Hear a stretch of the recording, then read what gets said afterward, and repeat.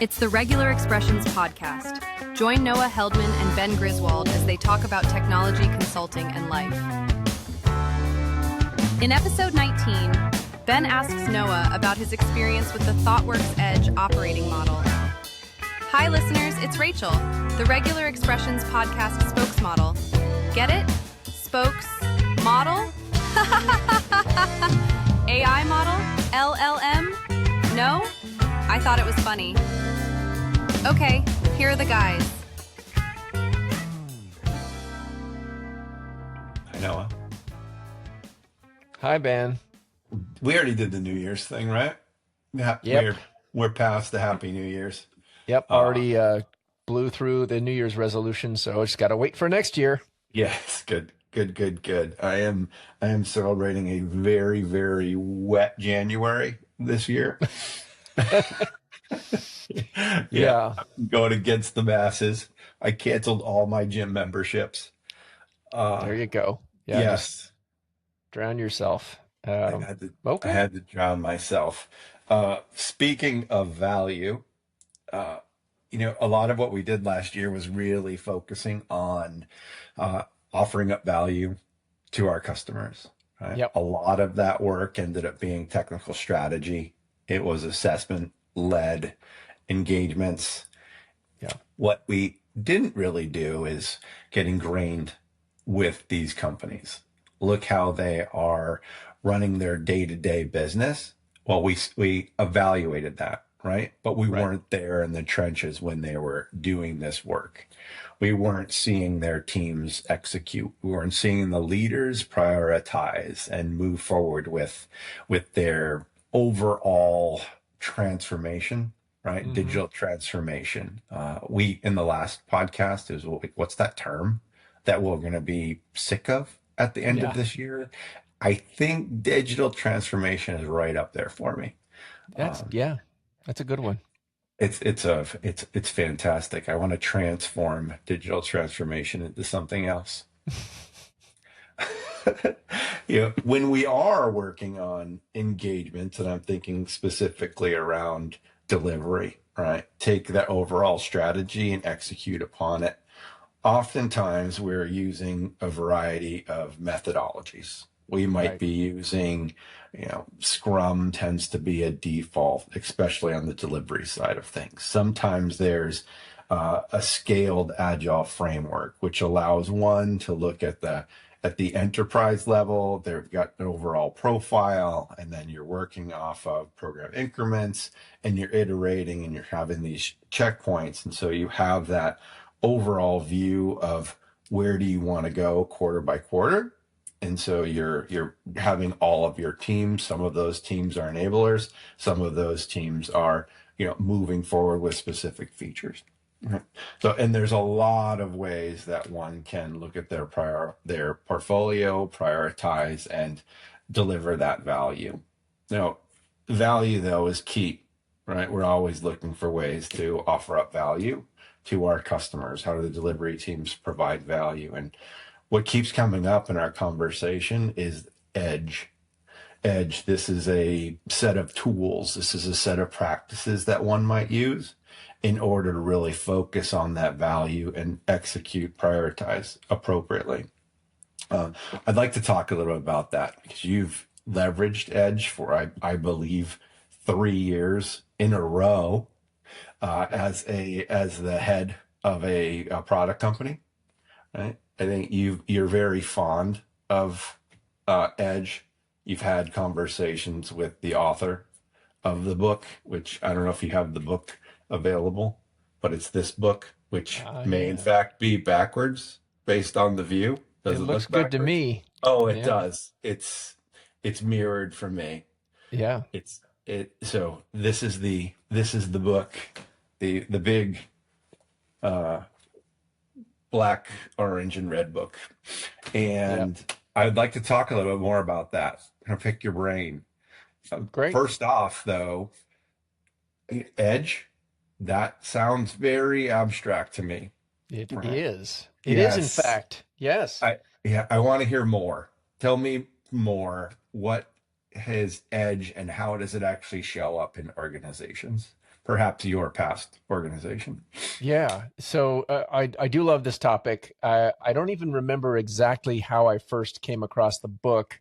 I do know that I've been following ThoughtWorks, a consulting company, for a long time, especially their tech radar. They seem to really be on top of technology trends, like to follow some of the people who work there, including Martin Fowler, who is one of the, the fathers of technology architecture for decades now. Learned a lot from him, especially in the earlier days. So ThoughtWorks was always just very, very high on the list of people I trust in a technology capacity. So I know that was part of how I connected with this book, and it's called Edge: Value-Driven Digital Transformation. Hey, where did that term come from? So yes, very consulting sounding, but there's some great stuff in there. So there's 3 authors of the book, actually: Jim Highsmith, Linda Liu, and David Robinson. And David Robinson was the one who a colleague and I reached out to as we were trying to implement the concepts in the book, and just said, hey, would love to just meet with you and talk about how we might implement Edge in this specific organization. And he was very gracious, joined a call with us, and we walked through our actual portfolio and talked about how to apply some of these principles. So that was pretty remarkable just for him to do that, to help out. And he was seeking feedback on the book, on the approach. Where did it break down? Where was it confusing? So that was valuable, I think, for both sides. So really, really enjoyed that conversation. And I think one of the key principles of the book, beyond kind of what you just hinted at with connecting strategy with delivery, which I'll just take a moment to talk about, because you have a company strategy and then you have the team on the ground actually doing the work to deliver whatever they've been asked to deliver. But there's usually a pretty significant gap between that very high level strategy and the work that's being done on the ground. And Edge really attempts to solve connecting those two. You and I have talked about this in multiple podcasts now. We use it as a guiding principle for our business, and it's not unique to Edge, but it's really the first thing you see as you're flipping through the book. It's all about connecting strategy with delivery. So that's a big theme. But the next big theme that I took away from it was Agile Everywhere. So we think about Agile really starting with XP as a software development practice or set of practices. It evolves into more project management type practices, methodologies like Scrum and Kanban and others, and just lean principles. So it grows that way, but it feels like, or it felt like, Agile had some boundaries in how far it could go within an organization. And you might talk about, okay, IT is embracing Agile, but the business doesn't understand it. They just want to ask for what they want. They want to know when they're going to get it. They want to know what it's going to cost. And, the traditional project management approach is still in favor conceptually with a lot of those people. Even within IT organizations, you might have leadership that is totally fine with teams using Agile practices to get things done, but leadership wants to think in terms of annual goals or 3 to 5 year vision. They want to think about budgeting and planning for longer time horizons and at least a quarter in advance. And the Edge concept of Agile Everywhere is just look for ways to make things lightweight in every aspect of the business. It's like, if you're going to be doing budgeting planning for millions of dollars of investment and you're not thinking in an Agile way, you might earmark $2 million for something and it feels like sunk cost, because as you're going through the exercise of building it, you're not getting the value out of it that you should. So stop, right? Have more checkpoints, stop the investment right then, and make sure that you're getting value with what you've done. And the way you do that is to connect strategy with delivery. You have you're planning and delivering in shorter cycles. You're measuring the outcomes as you go. And again, agile principles, pretty basic. You're gathering feedback every step of the way, and you're just iterating. Everything is an iteration. And you can apply that concept in places where you wouldn't normally think about doing it, like large financial planning and budgeting exercises. So even something like governance, right? They talk a lot about in this book, lightweight governance. There's a whole framework for not going too far with your governance initiatives because they can get heavy. They can overload the ability for the organization to move forward effectively and efficiently. So those, I'll pause there because those are some of the big ones. There's definitely more, but I'm curious what your take is on what I just shared. Yeah, it's always interesting to me when, particularly in Agile, when one recommends not having a roadmap that goes out any sort of considerable distance, right? Like I like the idea of this is the now or the near term, right? Should be well defined. This is exactly the goals that we're trying to reach. This is the value that we want to form. Once you start getting a little bit further out, future state, I think that is, that this is the 1, 3, 5 year plan. Sure, it's a bit more obscure, right? Not really sure. So how much time do you put in? But you still need those goals, right? You still need to be stepping towards those areas, though they might shift. I wonder, does that play well with Edge, or is it really being, just really focused or homed in on we need to get this much value for this much investment by this short period of time? And how short of a time is that? Is it a typical 2-week iteration? Is it quarterly? What does that look like?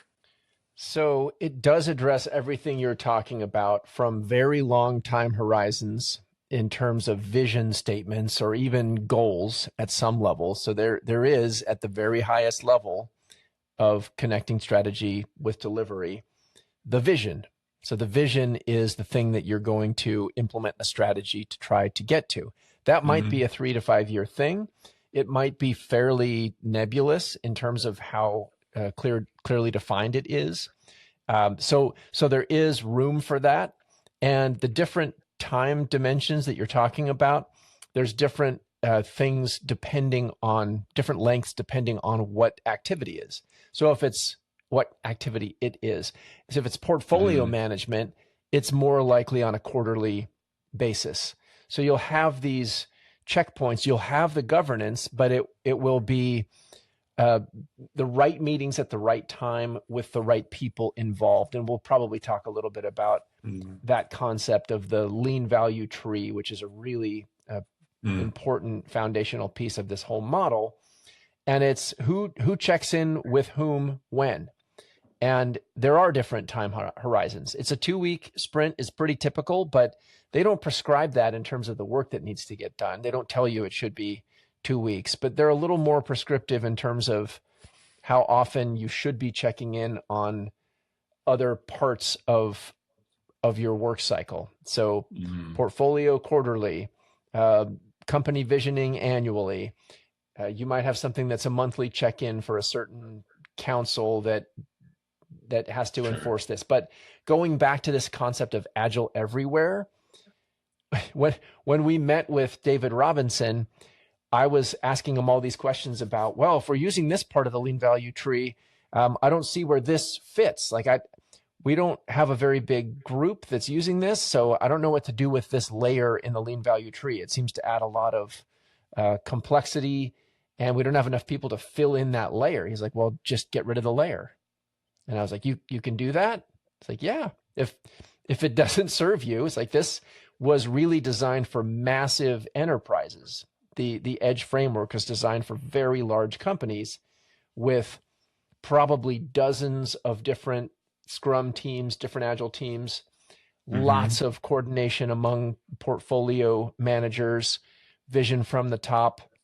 So it's really designed to make that hierarchy all work together. So if you take it to a much smaller company on the order of 100, 150 people, where I was using it, then you can remove layers as long as you're still Mm-hmm. getting that connective tissue between strategy and delivery. So yeah, there are checkpoints for all those things. Yeah. Can you tell me a little bit more about the lean value tree? When Yeah. I hear trees, it becomes a very visual thing for me, and I'm just wondering Yeah. if you can say it in a way that I can close my eyes and be like, oh, I see it. Well, as is the case with most trees in the technology world, it's upside down, right? So Yes. at the very top is the vision.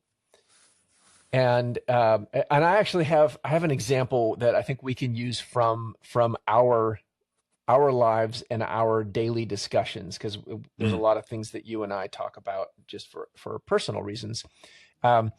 So I'm going to give you the layers first, and then I'll fill in some examples of how you might phrase those. So your vision is at the top. Again, that could be a very long-term, multi-year kind of thing. Mm-hmm. And it's a little bit like the company's mission, vision statement, that kind of vision. It might be a little bit more of a slice of that overall company vision, because that could be like a 20-year, 50-year vision. So you're thinking in terms of what's something we want to be as a business in 3 to 5 years from now. So that's the, like, there's the vision that starts the tree. Then that splits into one or more goals. And a goal is a little bit shorter time horizon. Maybe it's a year, maybe it's 6 months, but it's something that has a little bit more definition around it. Like you were talking about, the further out you go, the less clear things are. So you're kind of trying to tighten it up. Okay, goal, maybe I have 3 goals that are going to support this vision. And again, I'll give an example in a minute. For each goal, you might have one or more bets. And this to me is the most interesting part of the whole thing. And I love that it's called a bet, because you don't know if it's going to pay off. That is a critical part of this. It's something that you're going to throw out there as a way to achieve the goal. Again, vision, goal, bet. It's like, all right, we're going to make a bet on this. Let's see how it goes. And then the bet, you're defining something a little bit closer in that time horizon. It's measurable. You have some measures of success that are wrapped up in that. But the bet is not where the work happens. The work happens in initiatives. So underneath the bet, you have one or more initiatives. How are we going to determine whether this was a bet worth making? And the initiative ends up becoming the thing that would turn into epics and user stories in a typical sprint or a typical Scrum project. So you have a 2-week cycle. At the end of that, you look back at what was accomplished, and you look back at the initiative that it was tied to, and you say, okay, well, how did this initiative go? Let's collect feedback. Let's make sure we're talking to the customers that this is for, because this is all very customer value driven, and see if it's worth continuing to pursue this initiative. And maybe it is, and you try another sprint and you see where you get to. Maybe it's not, and you abandon that initiative. That doesn't mean you're abandoning the bet that is its parent, but it's some evidence about, like, well, we tried this approach and it didn't pan out in that case. Well, we do have this other initiative that is a different direction to see if we can prove that the bet will work. So let's try that one. And maybe it works. Your bet works. You've put in some time and effort, and your bet paid off. And that ties right back up to the goal that is fulfilling the vision that was established. So again, vision, goal, bet, initiative is the way you tie strategy all the way down through delivery, because the initiative is where you're delivering something and determining if it fulfills the vision. Now, how do you know that you have a good through line there? It's pretty simple. There is a team that is responsible for the vision, which is usually, senior executives.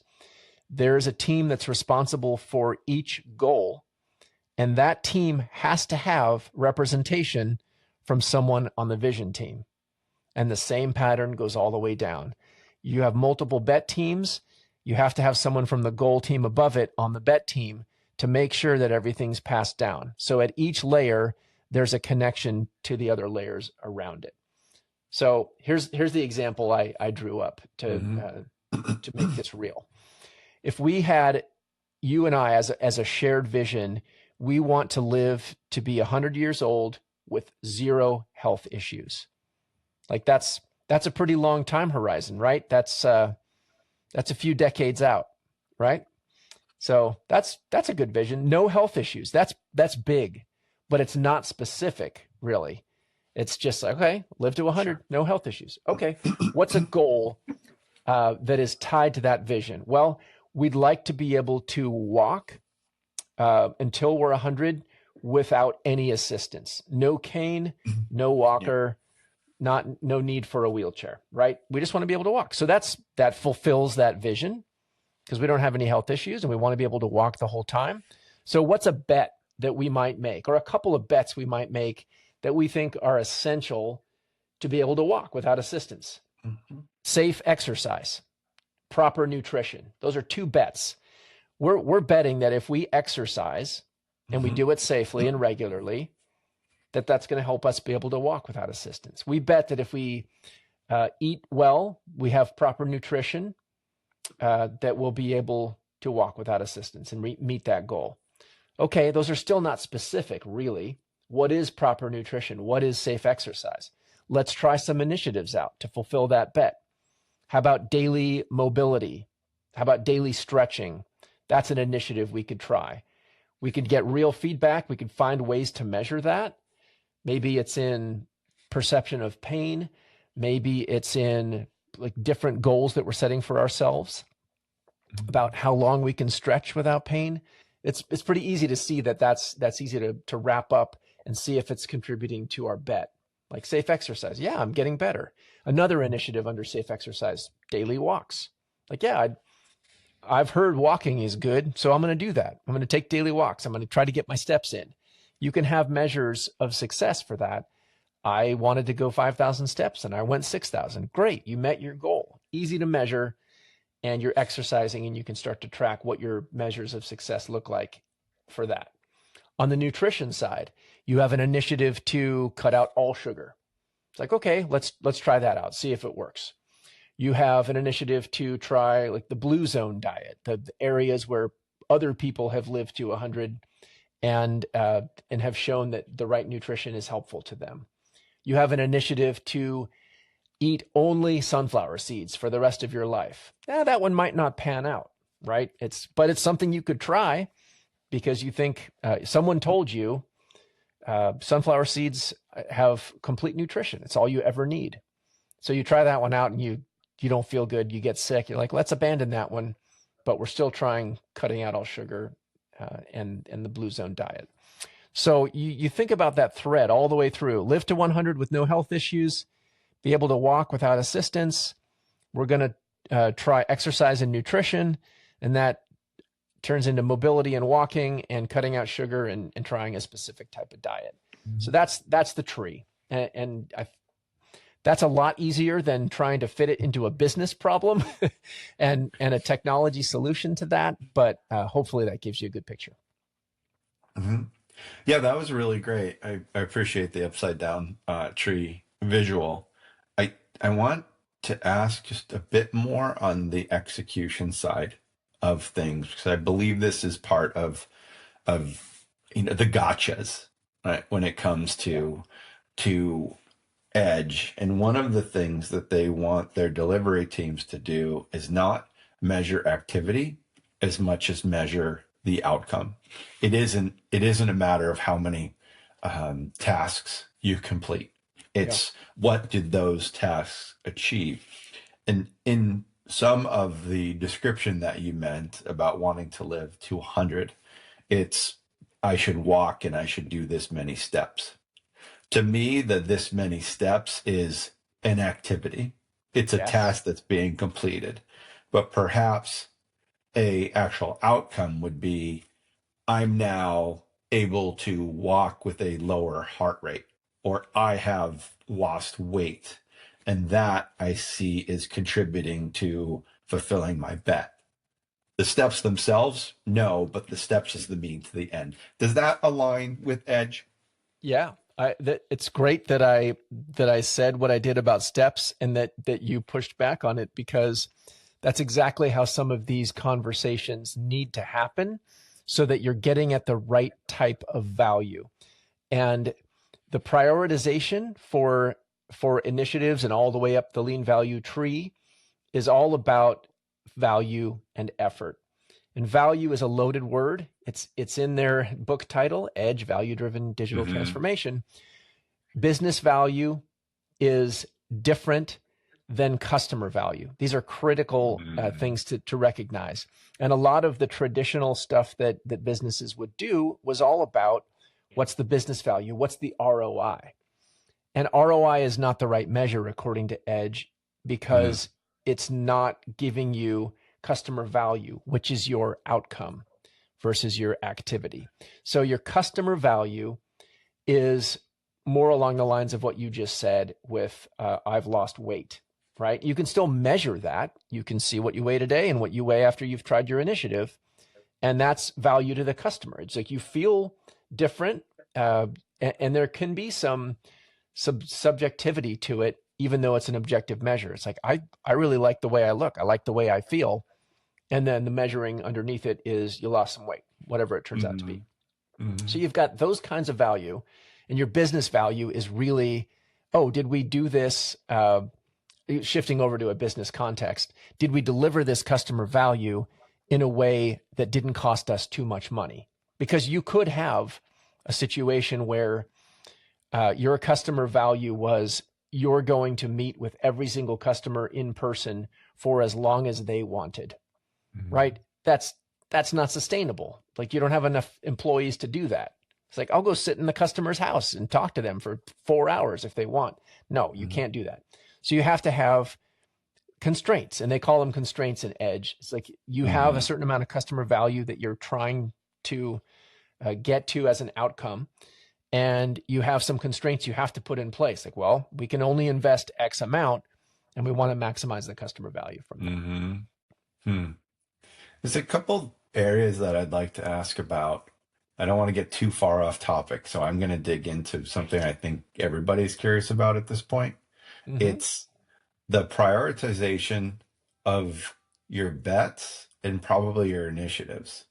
And how do you determine? And something that I'm hearing is ROI might not be the first and foremost thing that you're targeting, but if I had 2 like bets or 2 like initiatives, and by that I mean they're going to take about the same amount of time and they're have the same likelihood of succeeding, I could see ROI as a differentiator. I'd want the one where I'm investing the least to get the most benefit.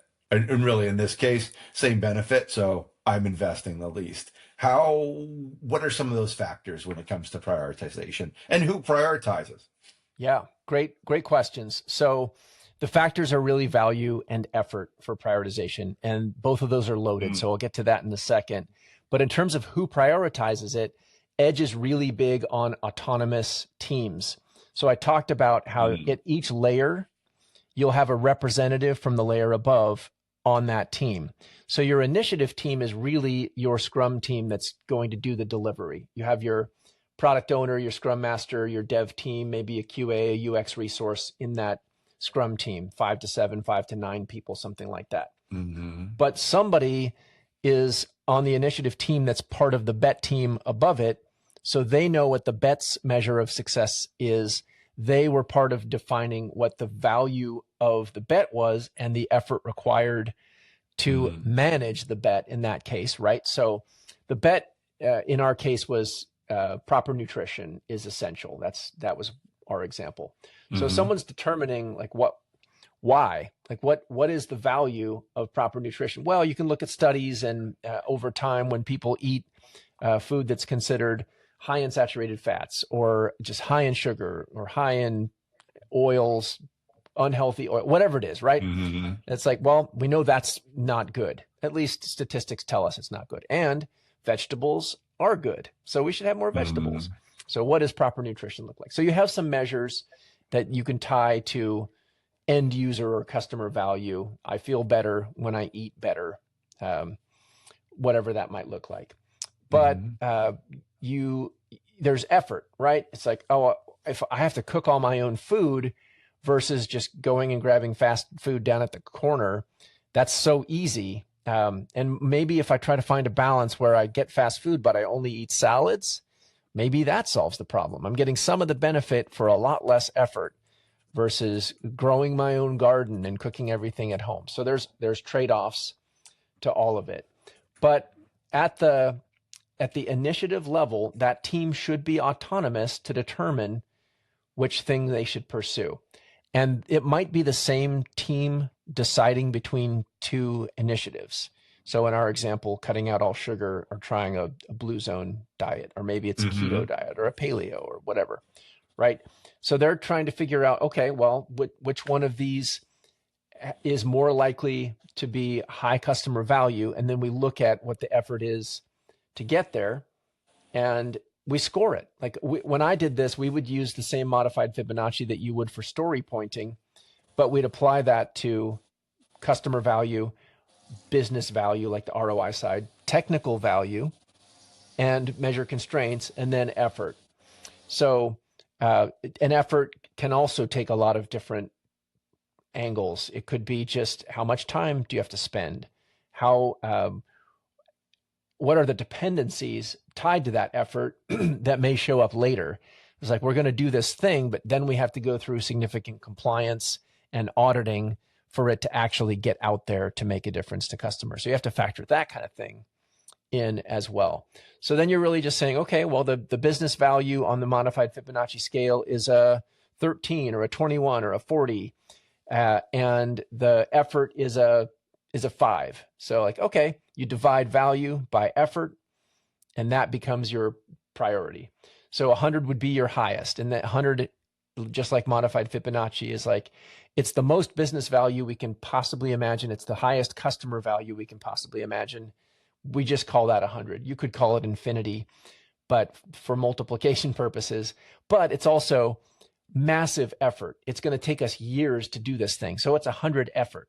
So 100 value or divided by 100 effort is a 1. And 1 is just a relative number, not like this is our number one priority. So then if you have something that is a value of 5, business value, customer value. So it's like, okay, not super valuable, but the effort to implement it is a 1 on your Fibonacci scale. That's a 5. 5 divided by 1 is 5. That's 5 times more valuable for you to pursue than the other thing, even though it's going to be 100 value because it's going to take you years. Whereas this 5 value is going to take you maybe a day, and it's out there. So anytime you have the same number, you look for the one that's lower effort. And, you know, it gets squishy because there's a lot of different things that come into play when you're thinking about that. That seems like a variation of the weighted shortest job first methodology when it comes to prioritization. Exactly. Sounds like cost of delay might not be a factor in what they're what they're suggesting inside of Edge, but maybe like sometimes variables they're not really large factors in equations. So maybe that's the reason. I'm not saying that cost of delay shouldn't be included, but maybe that's the thinking behind it. Yeah. Right. Yeah. You mentioned elimination of layers early on, right at the top of this episode, and I'm assuming these are the branches in the tree that you were talking about eliminating. Yes. Like I could see along the lines of an initiative. Is there a need for initiative, or can the branching of could you just branch off of the bet directly into your engineering teams that are delivering? Does that play nice? Yeah, if I remember correctly, I think it was the goal layer that that he suggested removing, which is weird to say, but as long as your bet fulfills the same thing, which is this is something we want to accomplish, and here's and a reason for why we want it to be accomplished, and it has measures of success that tie to the vision, and you can create initiatives from it clearly, then it's fine. And he didn't really get hung up on the layers. in terms of naming, it's like they call it vision, goal, bet, initiative. It's like you can call it whatever you want. Maybe it's not called a goal. Maybe it's not called a bet. And I personally love that bet term for the reason it's very clear. It's a gamble. Like that's the beauty of it to me. It's like this might not work, but we think it's more likely to, so let's give it a shot. And if we lose, then we decide, do we want to keep doubling down on it or go in a different direction? So I really like that concept, but it just comes down to the layers should meet the complexity of the organization you're in. I think you're always going to have initiatives. They might not be called that, but it's the thing you decide you're going to work on. Maybe that just becomes an epic in Agile, but then all you're doing then is you're just calling an initiative an epic, right? So it's just about how many layers do you really need to understand all the way that connection from strategy to delivery. That's what it's all about. Yes. Makes sense. I really like the term bet as well. Even more so, I like the term best bet. I like the term along the lines of like your next best action. And so those all play well to me and have a really solid positive spin to them. Like we're doing the right thing for where we are right now. So totally dig it. Something else that comes up, and I hear bet, Noah, and bet to me seems like we're betting on something that's leans towards innovation, leans towards growing your business, and not as much of running the business, right? Where I think a lot of time that's where there is the friction in what you have your delivery teams doing, right? It's the run the business, change the business effort. And with Edge, is it all about changing the business and innovation it seems to be? Yeah. So the lean value tree is really designed for those innovation, change the business, strategic value types of projects or activities. It's not that you can't apply them to the run the business work, which they refer to as business as usual or BAU. So I'll use the BAU term because that's what Edge uses. And so that's your typical things like defects and tech debt. But it also includes small enhancements that wouldn't make a material difference to the perception of innovation that you are delivering to a customer, for example. But sometimes those small enhancements are really big difference makers. Maybe it's the thing I mentioned where it's a 5 business value and a 1 effort, and it's a small enhancement that you're making, but maybe it really helps a big part of your customer base solve a problem more effectively. Great. So that could be in that sort of strategic, innovative, change the business type approach. And it's interesting that we've seen this with a lot of our customers recently. This terminology comes up quite a bit. The run the business, change the business, innovation versus operational, all this stuff. And that you can still factor it in and you can still think from a value tree perspective, especially in terms of making sure there is that communication from top to bottom. But I think leaders know that you build up and accumulate all kinds of debt, people debt, tech debt, process debt, as you're evolving whatever you are providing to your customers.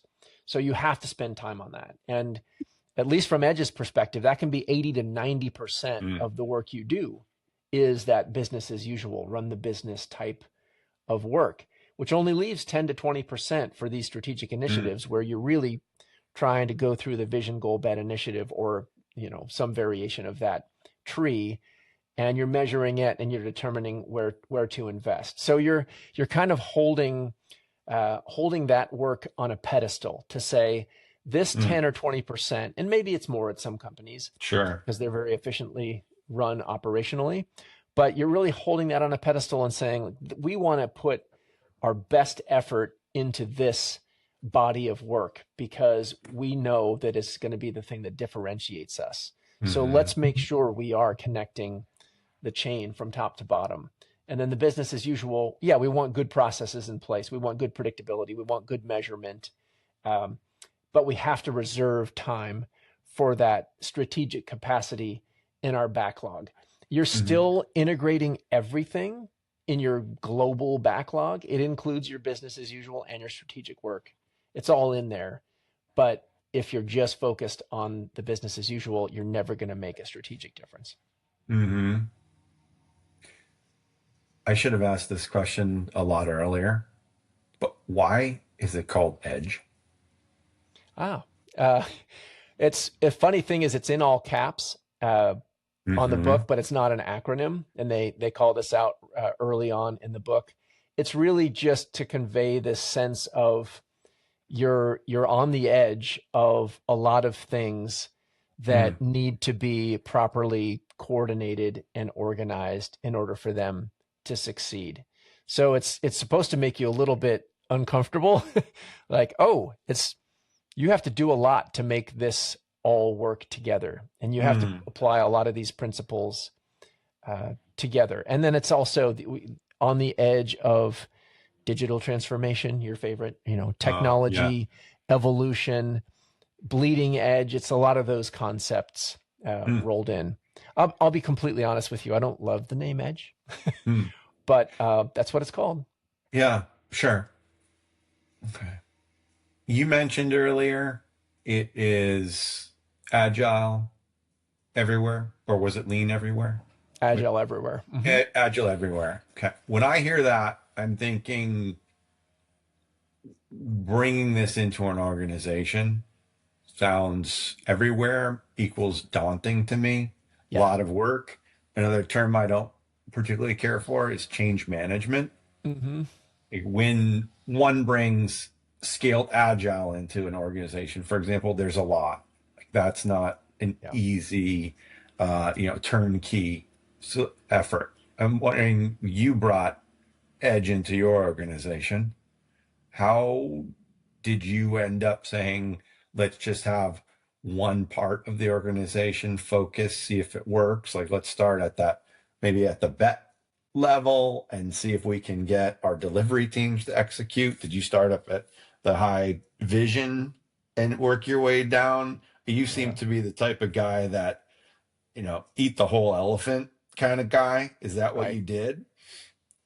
That is what I attempted to do, and it didn't work initially for a few reasons. So when I was brought into this organization, a product company, I was looking for a way to really drive that connect strategy with delivery. I had been on delivery teams doing things that I didn't understand why I was doing them. A couple decades ago, like I don't know why I'm building this feature, and I wanted to understand it. And you and I have both grown into those very strategic roles in our career. And having done that makes you realize, I really want to make sure the people doing the actual work know why they're doing it, so that there's motivation, there's investment, and so they can push back and say, hey, I'm building this feature, but it doesn't seem to align with the vision from my perspective. Like, help me understand why. Like, oh, great, let's have that conversation. So yeah, I think the trying to introduce it was great at first because I had colleagues and peers that were all on board, and we started to really build it out. And I drove it from the lean value tree, and I was very prescriptive, overly so. I wasn't being very agile. And I was like, all right, we're going to do vision, we're going to do goal, bet, initiative, even though the organization was 150 people, which is too small for all those layers. So I was pushing for that. And it was going okay. And we were organized, and we were laying it all out in Jira. We had some Jira add-ons that let us set everything up with this tree, easy to follow. And then a CEO was brought in to that company. And he was great. Loved working with him, but he had a little bit of a different perspective on how visions and goals should work. And he was big on OKRs and more traditional KPIs. So then I tried to fit the OKR model and the KPI model into Edge, and that just added confusion. And I was really trying to push for the lean value tree stuff, did trainings on it. So did the change management thing, brought in different groups of people. And I think people got it. And I think I presented it effectively enough that they're like, yeah, this makes sense. Let's try this out. And I think the part where it broke down, if it did for us, beyond just maybe too many layers, which is what prompted the conversation with David Robinson, the author, was knowing that we should have these teams at each level, vision, goal, bet, initiative, and that we had a representative just connecting them. We didn't really have that. It was more like there was a group of people who were interested in doing a bet, and I was trying to be the guy running from layer to layer, like, hey, do you understand the vision? Hey, you got the goal? And it wasn't a self-sustaining team. It was more like spinning plates for me. So great lesson learned. And then we simplified, and we took some of the elements that we could really benefit from, and we took the high level principle of we need to make sure strategy and delivery are absolutely connected. How do we do that? What does that look like? And we need to make sure we're using Agile effectively and not getting burdened by process. So it ended up really helping us still. It just wasn't a by the book Edge implementation. Mm-hmm. Yeah, you touched on people and having the right people at every position. Right? Yeah. I suppose when it comes to any framework or operating model, that's critical, right? I would imagine with Edge, it's definitely probably the highest concern. It only works with the right people who buy into this approach. Yep. Right? Yeah. What we've all found, or you and I believe, is that as we continue to learn, we're able to pull the good stuff from various different places, or realize like, oh, this is this tool that aligns really well in this environment, right? Like we wouldn't with a 25 person shop, we wouldn't say, oh, you got to implement Edge, right? You said even 150 people, a little light, but in the right circumstance, Edge is the way to go. So it's nice to know that it's there and how to use it, or even this little bit of it. So thanks for sharing. It felt like I was interviewing you today, which was nice. You're a very good guest. Oh, thank you. You're very kind.